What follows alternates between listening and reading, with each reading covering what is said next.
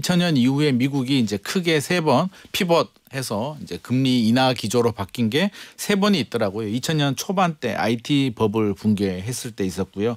2007년, 2008년 글로벌 금융위기 때 금리를 크게 내렸고요. 그냥 코로나 때 내렸는데 재밌는 게 이제 증시하고 서울 아파트 가격을 비교를 했는데 증시는 2번 오르고 1번은 떨어졌더라고요. 글로벌 금융위기 때는 오히려 증시는 더 많이 떨어졌는데 부동산은 3번 연속으로 다 올랐습니다.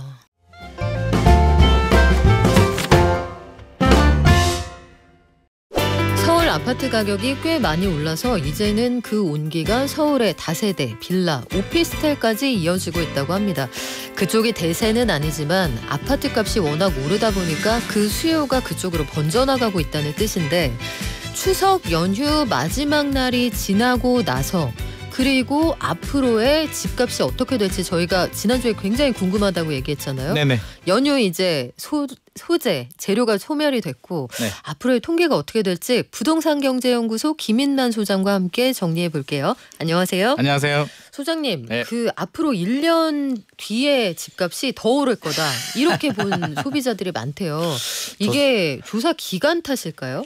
기간 탓은 아니고요. 뭐 한국은행에서 이제 조사 결과가 나왔는데 소비자 동향 조사 결과가 나왔거든요. 거기서 주택 가격 전망 지수가 이제 좀 오른 거로 나왔습니다. 전월보다 1포인트 상승한 거로 나왔는데 사실 한국은행도 그렇고요. 뭐 또 여러 기관에서 이런 조사를 많이 하는데 이 조사 결과를 보게 되면 1년 후 전망이잖아요. 솔직히 우리가 1년 후를 어떻게 알겠습니까? 그래서 전문가들도 이제 이런 조사에 많이 참여도 하고요. 저도 이제 참여하고 하는데 사실 이것은 어떤 의미냐면 지금 분위기가 반영이 되는 거거든요. 지금이 집값이 좀 올라갈 것 같고 올라가는 분위기라면 1년 후로 굉장히 긍정적으로 보는 경향이 크고요. 지금 분위기가 안 좋으면 1년 후다 좀 안 좋을 거야 라고 생각하는 경향이 많기 때문에 아마 한국은행에서 지금 발표했다는 얘기는 7월 8월에 아마 조사를 했을 겁니다. 그러면 현장 그때 분위기가 좀 많이 반영이 됐다 이렇게 이해하시면 될 것 같고 사실은 안 맞잖아요. 전문가들 인터뷰도 안 맞기 때문에 안 맞죠. 저는 그쵸? 큰 의미는 부여할 네. 필요 없다. 그냥 지금 분위기가 좀 괜찮구나 정도로 의미를 생각해야 될 것 같고요. 안 맞는 이유가 변수가 많잖아요. 금리만 하더라도 당장 그리고 그 사이에 정책이 끼어들고 정책도 끼어들고 여러 가지 변수들이 있기 때문에 현실적으로 안 맞습니다. 지금 우리 예상이 맞을 수는 있으나 그 사이에 변수들이 달라지기 때문에 현실적으로 그냥 좀 재미로 그냥 보시면 좋을 것 같습니다. 그런데 뭐 아마 시장에서 사람들이 가지고 있는 이 심리라는 게 시장에는 또 영향을 완전히 안 그럼요. 주지는 않을 테니까 네. 분위기를 파악하는 데는 도움이 될 거다. 이 정도로 말씀을 드릴게요. 지금 분위기는 이렇다. 그러면 이런 분위기가 당분간은 좀 이어질 수도 있겠다. 이렇게 예상을 그리고 할 수가 우리 있죠. 소장님이 항상 추석을 굉장히 중요한 분수령으로 보시잖아요. 네네. 추석 연휴가 지났어요. 네. 추석에 집 보러 다니고 이사는 안 하겠지만 그렇죠. 요거 끝나고 나서 주간 동향은 어떤가요? 제가 굉장히 궁금하게 좀 봤는데요. 좀 깜짝 놀라긴 했습니다. 9월 3주차가 이게 언제 조사를 했냐면 추석 기간에 이제 조사를 했더라고요. 쉬지도 않고 조사를 한 것 같습니다. 조사 결과를 보니까 서울이 상승분이 꽤 많이 반납을 했어요. 지난주가 0.23%였는데요. 추석 때 조사 결과를 보게 되면 0.16%, 0.07%포인트 상승폭이 축소가 됐기 때문에 이 당시만 하더라도 사람들이 이게 추석 지나고 대출 규제 영향도 있고 좀 기다려 봐야 되나? 네. 라는 라는 심리가 좀 작동이 된 것 같고요. 수도권 또 0.15에서 0.11% 살짝 상승폭이 반납이 됐고요. 뭐 전세 가격도 0.17에서 0.12 매매 전세 동반 상승폭이 반납이 됐는데 이 조사 시점이 또 미국이 기준금리 인하 발표 전입니다. 그래서 그건 또 반영이 안 됐기 때문에 우리가 매주 좀 다이나믹한데 아마 다음 주 조사 결과 보면 또 미국의 기준금리 인하가 반영이 되면서 아마 상승폭이 좀 더 확대되지 않을까 또 예상이 되는데 당분간은 저는 이런 흐름 좀 될 것 같습니다. 0.2에서 0.1% 사이 왔다 갔다 하지 않을까 싶습니다. 그래요. 지금 주요 은행들이 대출 모집인을 통한 대출을 사실상 중단했다고 합니다. 돈을 안 꿔주니까 집을 못 사는 상황. 그러면은 상승폭이 좀 줄어들 수도 있겠죠. 줄어들 수 있죠. 네네. 그래요. 한 주 지나고 나서 이런 것도 어떻게 반영이 되는지 좀 지켜보고 미국이 기준금리를 내렸어요. 우리 네네. 예상보다 큰 폭으로 내렸습니다. 네, 저는 0.25 예상했는데. 그러니까요. 네. 그렇게 되면은 이 금리 인하라는 거 네. 한국은행도 따라 내릴 수밖에 없을 거다 예상을 해볼 수가 있는데 어떻게 될 것 같으세요? 그 저금리 시대의 집값이란. 한국은행의 이제 고민이 이제 굉장히 깊어질 것 같은데요. 예전에 이런 영화를 제가 봤었거든요. 죽어야 사는 남자라는 영화였는데 그게 딱 생각이 나더라고요. 네. 이게 부동산이 죽어야 사는 부동산이 되지 않을까. 그게 무슨 뜻이죠? 이게 만약에 한국은행이 지금 기준금리를 못 내리는 이유가 결국에는 서울 집값이잖아요. 기준금리를 내리게 되면 기대 심리가 커지게 되고 집값 상승폭이 다시 또 크게 확대가 될 수가 있기 때문에 한국은행 입장에서는 집값 좀 안정 좀 시켜봐. 내가 집 금리 인하하려고 하는데 지금 부동산 때문에 안 되잖아 라는 시그널을 계속 주고 있는 거고요. 만약에 한국은행이 0.25% 포인트 10월 11월이 이제 금통위가 있는데 금통위 전까지 서울 집값이 이번 주가 이제 0.16% 상승률이라고 했는데 계속 내려와서 0.11, 0.05까지 내려온다면 한국은행이 마음 편하게 0.25% 포인트 정도 인하할 수는 있는데 그게 아니고 금리 인하가 반영이 돼서 다시 올라간다면 10월은 좀 힘들 것 같고 상황 좀 지켜보자. 11월에 안 내릴 수도 있다고 서울 보시는 집값이 거예요? 올라가면 전제 조건은 다시 0.25, 네. 0.3까지 올라가면 한국은행이 부담스러워서 하겠습니까? 그러면 일단 꺾이는 지표보고 11월에 할 가능성이 높고 일단 지금 분위기를 보면 10월이 높기는 한데 이제 서울 집값에 달렸다는 말씀 좀 드리고 싶고 정부는 가만히 있겠습니까? 금리 한국은행이 만약에 내렸다. 그러면 여러 가지 우려스러운 상황이 발생할 수도 있잖아요. 아마 더 강한 대출 규제 저는 들어오지 않을까? 지금 창구지도 지금 도 하고 있잖아요. 지금 주담대는 사실상 중단됐다고 봐도 무방한 상황 근데 같더라고요. 기준금리를 내리게 되면 또 다시 또 자극을 받을 수가 있으니 저는 대출은 더 강화하지 않을까. 근데 소장님 대한민국에 부동산 사고 파는 사람만 있는 게 아니잖아요. 네네. 자영업자 있고 우리 배달하시는 분들 너무너무 현장에서 힘들게 일하시는 분들 많죠. 고물가 고금리에 죽겠다. 집 사고 파는 사람만 국민이냐 이럴 수도 있지 않아요? 사실 금리 내려야 되는 거는 사실 맞는 거죠. 사실 미국이 내렸기 때문에 이제 미국과 우리나라 기준금리 격차가 1.5%포인트로 축소가 되면서 자금 유출 가능성도 줄어들기도 했고요.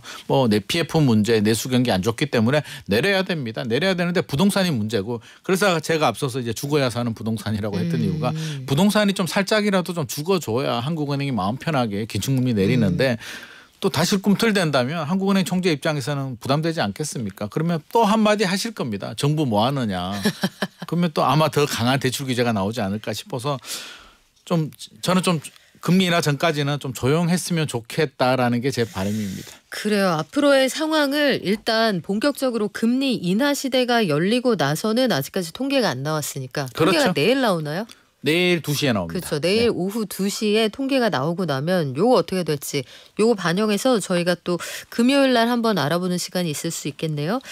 자, 그런데 과거에는 어땠나 궁금해요. 과거에도 금리를 올리거나 내렸을 때 국내 부동산 시장이 어떻게 움직였나요? 기본적으로 이제 금리하고 집값은 이제 반비례합니다. 그래서 금리가 내리면 부동산 가격은 대체적으로 올라가는데요. 이제 미국을 한번 조사를 해봤는데 2000년 이후에 미국이 이제 크게 3번 피벗해서 이제 금리 인하 기조로 바뀐 게 3번이 있더라고요. 2000년 초반 때 IT 버블 붕괴했을 때 있었고요. 2007년, 2008년 글로벌 금융위기 때 금리를 크게 내렸고요. 그냥 코로나 때 내렸는데 재밌는 게 이제 증시하고 서울 아파트 가격을 비교를 했는데 증시는 2번 오르고 1번은 떨어졌더라고요. 글로벌 금융위기 때는 오히려 증시는 더 많이 떨어졌는데 부동산은 3번 연속으로 다 올랐습니다. 역시 집값 불패. 금리 인하가 되면 서울 부동산 특히 이제 지방보다는 서울 부동산이 먼저 반응을 하는데 서울 집값은 3번 다 올랐기 때문에 이번에도 아마 이 기조가 이번 한 번만 내리는 건 아닐 거잖아요. 쭉 미국도. 내려서 지금 스케줄이 나와 있죠. 그렇죠. 네. 그래서 한 내년까지도 쭉 내린다면 적어도 중금리까지 내려간다면 아무리 정부가 틀어막아도 한계가 있을 거잖아요. 대출 규제로 아마 수요를 억제하는 거는 저는 한계가 있다고 보기 때문에 추세적으로 내년까지 내린다면 결국에는 또 긍정적인 영향 받을 수밖에 없을 것 같습니다. 자, 5개 일기 신도시 중에 마지막으로 일산 신도시에 대한 노후 계획 도시정비 기본 계획안도 말들이 많은데 재건축 기본 계획이 일단 나왔어요. 네네. 공급안이잖아요. 네네. 앞으로 이거 어떻게 되는 겁니까? 기본 계획안이 나왔고요. 이제 나왔으니까 최종 확정은 아닙니다. 올해 말에 확정이 되는 거고요. 그래도 가이드라인이 나왔다. 일산이 제일 마지막으로 발표가 됐는데요. 현재 용적률이 169%인데 아파트는 300%, 주상복합은 360%까지 올리겠다는 거고요. 주택 수가 좀 늘어납니다. 10만 4천 호에서 13만 1천 호로 늘어나는데 일산 신도시가 10만 호가 맞나라고 생각할 수는 있는데 원래 처음에는 이제 6만 9천 호였고요. 그 사이에 이제 계속 추가가 됐기 때문에 10만 호까지 늘어납니다. 그래서 1기 신도시 5개 다 합치면 29만 2천 호였는데요. 계속 개발이 되면서 39만 2천 호까지 현재 늘어난 상태고요. 재건축이 완공되면 53만 7천 호까지 늘어날 계획입니다. 정부 계획입니다. 그래서 정부는 올해 11월에 선도지구 지정하고 연말에 기본계획 확정하고 2027년에 착공 들어가고 2035년에 정비사업 완료할 계획이다라고 하는데 계획이고요. 정비 사업을 완료한다는 건 그때까지 공사 끝난다는 얘기죠. 네. 2035년 네. 앞으로 10년 남았는데요. 네. 그래서 네. 제가 계획은 계획이라고 말씀드리는 거예요. 이 계획은 네. 초등학교 1학년이 내가 6년 공부해가지고 서울대 입학할 거야라고 이야기를 하는 거고 영재도 이제 그런 영재가 없겠죠. 네. 그래서 현실적으로는 선도지구가 저는 2035년에 착공 들어가면 베스트 아닐까 생각을 합니다. 정부하고 지금 스케줄을 보시는 눈이 굉장히 많이 달라요. 너무 많이 이게 다른데 엄청난 영재는 아니라고 보시는군요. 이 정책이. 이게 영재가 되기가 어려운 게 이해관계가 너무 복잡하기 때문에 뭐 조합원들 사이에서도 선생님이 너무 많구나. 네, 분양가도 그렇고 또 이게 정권 바뀌게 되면 또 정책적인 부분도 있고요. 여러 가지 변수가 많기 때문에 배가 산으로 갈 수도 있어서 현실적으로는 저는 2035년에 착공 들어가면 베스트다. 만약에 2027년에 진짜 착공이 들어간다라고 하면 제가 우리 청취자들한테 커피 제가 100잔 쏘겠습니다. 커피 100잔이요? 진짜로. 방송에서 거짓말하시면 안 돼요. 거짓말 안 합니다. 2027년 착공 들어가면. 그래요. 네. 그럼 일단 저는 그때까지 무조건 진행을 하도록 하겠습니다. 그래야 됩니다. 그래야 약속을 지키니까. 정인을 해줘야죠. 아니 근데 일기 신도시 얘기가 많이 나오고 최근에 분당에 거래가 많다는 얘기는 들었어요. 네네.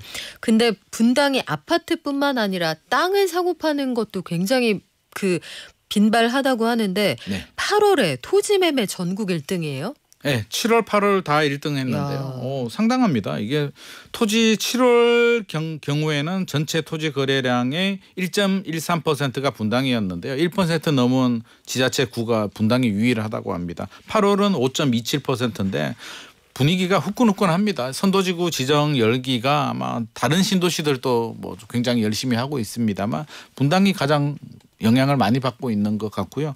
1기 신도시 중에서는 그래도 뭐 이런 별명도 있잖아요. 천당 아래 분당이라는 별명도 가지고 있듯이 많은 분들이 관심을 가지고 있고 최근에 이슈가 이제 공사비거든요. 네. 추가 분담금을 이제 얼마나 감당할 수 있느냐 또 얼마나 줄일 수 있느냐의 문제인데 분당이 1기 신도시 중에서 그래도 준 강남권으로 높은 가격이 형성되어 있기 때문에 추가 분담금 감당할 능력도 되고요. 일반 분양가도 높게 책정할 수 있기 때문에 여러 가지 면에서 시장의 수요자들이 분당을 좀 높게 평가하고 있는 것 같습니다. 분당에 대한 수요도 그런데 신축 아파트에 대한 인기와 관심도 뭐 여전한 것 같습니다. 앞서 말씀하신 것처럼 공사비 이슈가 있기 때문이 아닐까 결국 그런 생각이 드는데 네. 앞으로 분양가가 올라갈 것 같으니까 당장 들어가서 살 수 있는 신축 아파트를 찾는 거잖아요. 당연하죠. 이게 국평 그러니까 전용 면적 84제곱미터 인기가 점점 높아진다고 하는데 이거 왜들 그렇게 좋아하시는 거예요? 일단 전용 84 같은 경우는 4인 가족이 가장 거주하기 편리한 아파트이기도 하고요. 또 특징이 신축 아파트입니다. 최근에 신고가 나온 아파트들 보면 대부분 신축의 전용 84 국평이거든요. 원베일리 워낙 유명해가지고 이제 뭐 60억 이야기 안 해도 다 아는 경우인데 이것도 전용 84. 잠깐 점검하고 갈게요. 60억 원에 팔렸다는데 네. 또 그 뒤에 거래된 건 50억짜리도 있고 48억짜리도 있다 이래서 일각에서는 네. 거봐라 한 달 만에 12억 빠진 거 아니냐 이런 얘기하는데 요거 좀 설명이 필요할 것 같아요. 사실 이게 동과 층에 따라서 편차가 굉장히 크고요. 뭐 43억짜리도 있고 네. 여러 가지가 있는데 한강뷰가 나오는 물건이기 때문에 사실 한강뷰가 나오느냐 안 나오느냐에 따라서 10%에서 20% 정도 가격 형성이 되고요. 저는 가장 문제가 뭐라고 보냐면 매물이 없어요. 현장에. 현장에 막상 사려고 가보면 네. 매물이 없기 때문에 부르는 게 값인데요. 60억을 불렀는데 한강뷰가 나오고 마음에 들면 사는 사람이 있으면 60억에 거래가 되는 거고요. 이게 시세다. 모든 아파트가 60억이다라고는 말씀드리지 않습니다. 60억에도 거래가 됐다는 게 저는 의미가 있는 부분이고요. 현금 부자들 돈 있는 분들이라면 뭐 200억짜리 고급 주택도 사는 마당에 그래서 이거는 약간 그들만의 리그로 우리가 네. 좀 볼 필요는 있을 것 이거는 같은데. 그냥 미인 대회 진선미에서 진인 거죠. 진입니다. 네, 그래서 산 좋고 물 좋고 경치 강남에서도 가장 신축 아파트에 입지가 좋고 이제 신세계 백화점도 바로 옆에 있는데 우리가 슬세권이라고 하잖아요. 네. 슬리퍼 신고 쇼핑할 수 있는 이게 굉장히 중요한 또 가치 중에 하나이기 때문에 인기가 좀 높은 것 같고요. 뭐 헬리오시티도 그렇고 개포자의 프레지던스도 그렇고 전용 8사가 최근에 다 신고가가 나왔기 때문에 인기가 높습니다. 제가 어제 이제 광명에 임장을 갔는데요. 광명 뭐 철산 12단지, 13단지도 보고 네. 롯데캐슬도 봤는데 아, 그거 궁금해요. 예. 그 현장 사장님이 이제 그 말씀을 하시더라고요. 제가 지금 재건축 안전진단 통과를 했기 때문에 철산주공 12단지 13단지 입지가 좋습니다. 철산역 역세권이기 때문에 어떻게 생각하느냐. 내가 볼 때는 좀 좋은 것 같다라고 하니까 부동산 사장님이 추가 분담금이 문제가 되지 않겠느냐. 5억 원 이상 요즘 기본 나오는데 만만치 않네요. 만만치 않기 때문에 차라리 신축을 선호하는 분들이 많다라고 이야기를 합니다. 저는 거기서 좀 힌트가 되지 않을까 싶습니다. 추가 분담금 플러스 한 10년은 기다려야 되는데 10년 기다려야 되죠. 그렇죠. 추가 분담금 있죠. 지금 또 기대감이 반영된 시세이기 때문에 어디 나가서 살아야죠 그동안. 차라리 그냥 신축 사자라고 해서 신축 아파트들이 가격이 탄탄하고요. 매물도 호가를 올리고 있는 상황이기 때문에 이런 분위기가 전반적으로 우리 얼죽신을 만들고 있지 않나 싶습니다. 그래요. 아파트 많은데 또 신축으로 좁히고 여기에서 원하는 입지 조건을 갖춘 신축으로 좁히다 보니까 공급 대비 수요가 많다. 이게 결국 가격을 끌어올리는 것 같은데. 전세 가격도 높고요. 이게 소형 아파트 가격 오름세도 굉장히 무섭다고 들었어요. 소형 아파트가 이제 국평이 전용 59가 돼야 되는 거 아닌가. 84에서 59로 내려간다. 이제 그런 목소리들 또 나옵니다. 왜냐하면 이제 4인 가구보다는 뭐 3인 가구들이 더 늘어나고 있고 1인 2인 가구들은 뭐 더 많이 늘어나고 있는데 1인 2인 가구가 10년 전에 뭐 759만 가구 정도 됐는데 10년 만에 뭐 1188만 정도로 63.89%가 늘어났기 때문에 아무래도 사실 이런 분들은 국평은 좀 부담스럽잖아요. 전용 8사는 부담스럽고 분양가 자체가 뭐 서울 같은 경우에 7월 민간 분양가가 3.3제곱미터당 4,401만 원입니다. 그러면 환산해 보면 우리 전용 59, 25평 아파트 11억 원 정도 되거든요. 그리고 전용 8사는 15억 원, 16억 원 정도 되기 때문에 그렇게 바라본다면 절대 가격도 좀 부담스러워서 사실은 소형 아파트가 청약 시장에서도 경쟁률이 훨씬 더 높고요. 소형은 31.5대 1, 60제곱미터 이하는요. 85제곱미터 초과 중대형은 8.2대 1밖에 안 나오기 때문에 소형이 사실은 선호도가 높기는 합니다. 그래서 신고가는 자금력이 되는 4인 가족이 되시는 분들이 이제 하나씩 거래가 되기 때문에 신고가가 나오는 거고요. 전반적으로 거래량이라든지 가격 변동률을 본다면 소형이 더 강합니다. 그렇군요. 근데 최근에 서울 월세 평균이 월에 71만 원이요? 네, 평균입니다. 이게 평균치니까 아마 훨씬 더 높은 데가 많을 거예요. 체감하시기에는. 맞습니다. 또 강남 지역은 평균치가 86만 원이다. 월세 찾는 사람이 늘어나면서 월세 거래도 많이 된다고 하는데 이게 전세값이 워낙 오르니까 보증금 마련하기 부담스러워서 이쪽으로 가시나 봐요? 영향이 크죠. 왜냐하면 전세 시장 같은 경우는 사실 깡통 전세, 역전세, 전세 사기가 아직도 진행 중이고요. 신뢰가 무너졌기 때문에 안전한 월세로 이동하는 수요들이 많습니다. 월세 가격, 월세 거래량 계속 늘어나고 있고요.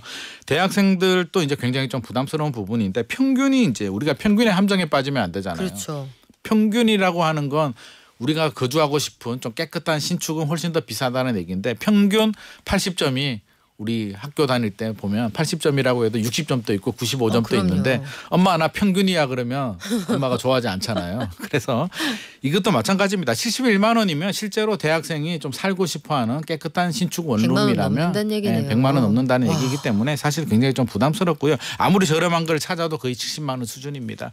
그 얘기는 앞서서 이제 전세가 좀 문제이기도 하고요. 또 전세 같은 경우는 최근에 규제가 좀 많았잖아요. 뭐 보증보험 한도도 좀 줄어들게 그렇죠. 되고 대출 규제도 좀 강화되고 이런 전반적인 요인들이 그냥 월세로 이동하는 선호도가 더 높아진 것 같고 서울 같은 경우는 뭐 사실 다 강세입니다. 아파트도 강세고요. 빌라도 전세도 강세, 월세도 강세, 모두가 다 강세인 상황입니다.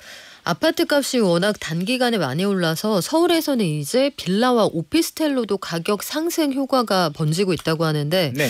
그러면 서울 빌라 시장이 침체기에서 벗어났다 이렇게 볼 수 있어요? 아직은 그렇게 보는 거는 좀 시기상조일 것 같습니다. 제가 좀 물어봤는데요. 어제도 지지 옥션에 있는 이준현 연구위원 만나서 이제 이 상황을 네. 좀 확인을 했는데 경매 시장 같은 경우도 이제 빌라가 경매 낙찰이 잘 된다고 하더라고요. 그래서 이유를 일단 확인해 보니까 저하고 의견은 비슷한데요. 서울 같은 경우는 이제 신속통합교회, 모아타운 이런 거 많이 하잖아요. 그래서 그 영향으로 도심에 있는 빌라를 좀 많이 매매를 좀 했다고 합니다. 그래서 그런 영향이 있는 거고 또 시행하시는 분들 이야기 들어보면 아직은 때가 아니다. 그분들이 때가 아니라고 한다면 분양이 잘 안 된다는 얘기고요. 전세가 안 맞춰진다는 지어서 얘기이기 파는 때문에 사람들이 보기에는 아직은 더 아직 기다려야 아니다. 된다. 아직은 정상화되지 않았다라고 네. 판단을 하고 있기 때문에 서울이 이제 빌라도 이제 드디어 때가 왔다라고 판단하기는 건 좀 시기상조인 것 같고 재개발 영향이 좀 큰 것 같습니다. 아파트에서 넘치는 수요가 일부 입지 좋은 곳, 재건축 대상인 빌라 기대감 있는 쪽으로 곳들. 살짝 네. 번져 나가는 건데 무슨이 청약 정보 이거 오랜만에 왔네요. 서울 사당동에 시세 차익이 최대 8억 원으로 예상되는 그런 아파트가 있어요? 사당 3구역인데요. 이스푸르지오 더 프레티움이라는 아파트입니다. 이미 입주했습니다. 2021년에 입주했고요. 입주할 때 사전 점검할 때 제가 구경도 갔던 아파트거든요. 그래요? 네, 그래서 이수역에서 한 도보 한 8분 10분 정도 거리인데 뭐 뭐니 해도 가격이겠죠. 2019년 가격으로 나왔습니다. 그러니까 5년 전 가격으로 나왔는데 전용 59인데요. 7억 9천만 원, 7억 9,200만 원으로 분양가인데 발코니 확장까지 포함해도 8억 700만 원인데요. 현재 시세가 16억 원이 넘습니다. 그러니까 반값이니까 가능한데 이제 한계거든요. 계약 취소분 한 개가 나왔는데 서울에 거주하시는 분들 일반 분양입니다. 그래서 신혼부부 아니기 때문에 보다 많은 분들이 대상이 될 수 있을 것 같고 나는 가점 점수가 안 되는데 네. 라고 걱정하시는 분들은 제가 얼른 찾아봤거든요. 걱정 안 하셔도 됩니다. 이건 추첨입니다. 네. 그래서 그리고 어차피 추첨해도 나는 안 될 것 같아서 크게 걱정은 안 할게요. 그래도 추첨이면 전생에 나를 구하시는 분은 또 혹시 압니까? 가점은 아예 안 되는 건데 네. 한번 해보셔도 뭐 재미로 한번 해보셔도 좋을 것 같습니다. 야, 이게 얼마 만에 보는 분양가 8억 원대인가 싶기도 한데 이게 정상인가 싶기도 하고요. 오늘 말씀은 여기까지 들을게요. 지금까지 부동산 경제연구소 김인만 소장과 함께했습니다. 고맙습니다. 감사합니다.